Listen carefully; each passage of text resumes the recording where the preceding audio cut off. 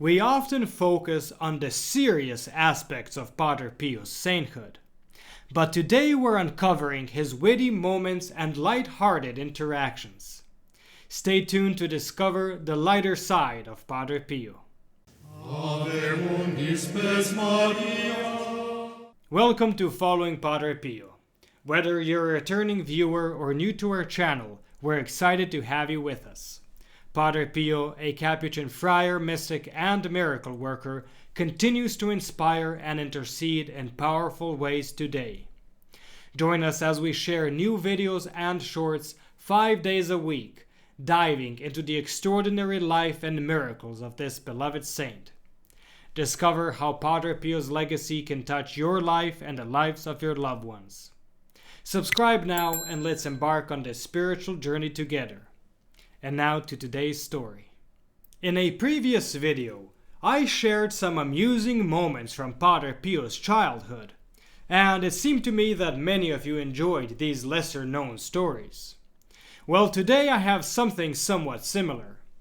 Today we're looking at a few anecdotes that reveal the lighter side of this great saint. Drawing from Padre Pio, Heavenly Facts and Words of Wisdom by Giuseppe Cacciopoli, these stories showcase Padre Pio's sharp wit, his ability to keep things in perspective, and even his sense of humor. The author shares, in the early days, on at least one occasion, Padre Pio good-humoredly co-opted Father Paolino, the superior of the convent, to share in the responsibility for making miracles. One day a peasant knocked on the friary door. Padre Pio opened it, and the man asked for the friar who works miracles.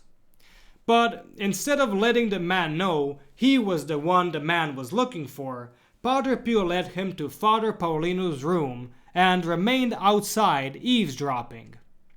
The peasant said to Father Paolino, "You know everything.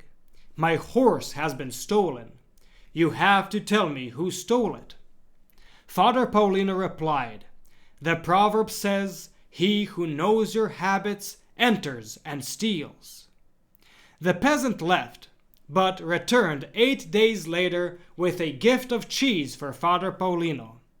He said to him, "When I got back home, I thought about your words and singled out who knew my habits well. I went to his house and said, 'You stole my horse. The friar who works miracles told me so.' At these words, he gave me back my horse." Father Paolino would often joke with Padre Pio, "You are not the only one who works miracles." Now, while Padre Pio was known for his self-denying lifestyle, he did occasionally allow himself some little pleasure. However, he was also aware of how others perceived him. Listen to this. A friar once offered a sugared almond to Padre Pio. He accepted it and started to chew on it. He was then accompanied towards the sacristy to hear the men's confessions. When they reached the door, Padre Pio said, "Don't open the door yet. Let me finish this candy. Otherwise they will say, 'What kind of saint is this if he eats candies?'" On a different occasion, a woman said to Padre Pio, "Father, my friend asked me to tell you that she has not been feeling well for the past 2 years. What should I say to her?" Padre Pio immediately replied, "Tell her that I have not been feeling well for the past 70 years. But his humor wasn't only limited to everyday encounters. Sometimes it would surface in response to more serious criticisms. In one instance, when a well-known actor sought his spiritual advice, Padre Pio's sharp wit was on full display. Carlo Campanini said to his doctor in Florence, "Tomorrow I'm going to see Padre Pio." The doctor replied, "He is a hysteric who got the wounds by thinking too much about Jesus on the cross." When Campanini met with Padre Pio in San Giovanni Rotondo, Padre Pio said to him, "When you see your doctor, tell him to think intensely about being a bull. Let us see if he starts growing horns. Once, speaking to a doctor, he made a rather harsh comment about why doctors never go on strike. Do you know why you doctors never go on strike? Because if you went on strike, people would soon realize that without you, they get better, and they get better faster. When the construction of the new, much larger convent church was completed, everyone expected Padre Pio to be impressed. But, true to his nature, Padre Pio did not hide his displeasure. The author shared, in 1959, Padre Pio was shown the newly built church of Santa Maria della Grazie just before its inauguration on July 1st. The church was several times larger than the original church. But, to everybody's surprise, Padre Pio was not impressed at all. He called it a mousetrap. His exact words were, "What have you made? A mousetrap? It should have been bigger, much bigger." On another occasion he called it a matchbox. In conclusion, these stories show us a side of Padre Pio that isn't always highlighted.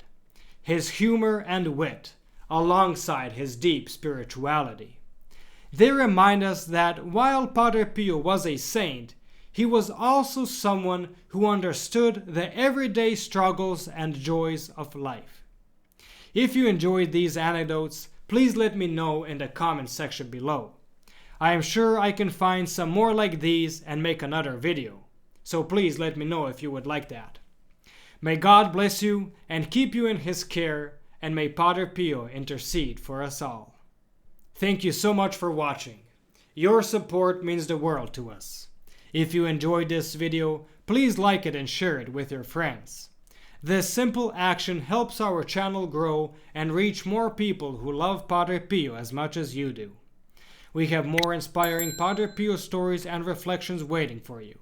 Check out the specially recommended videos on the end screen or click in the links in the description below for a full selection of great content, including our Padre Pio Thoughts for the Day playlist. And don't forget, you can also enroll your Mass intentions for next Friday's Padre Pio Holy Mass. The link is in the description below. Thank you for being a part of our community, and stay tuned for the next video on the life of Padre Pio.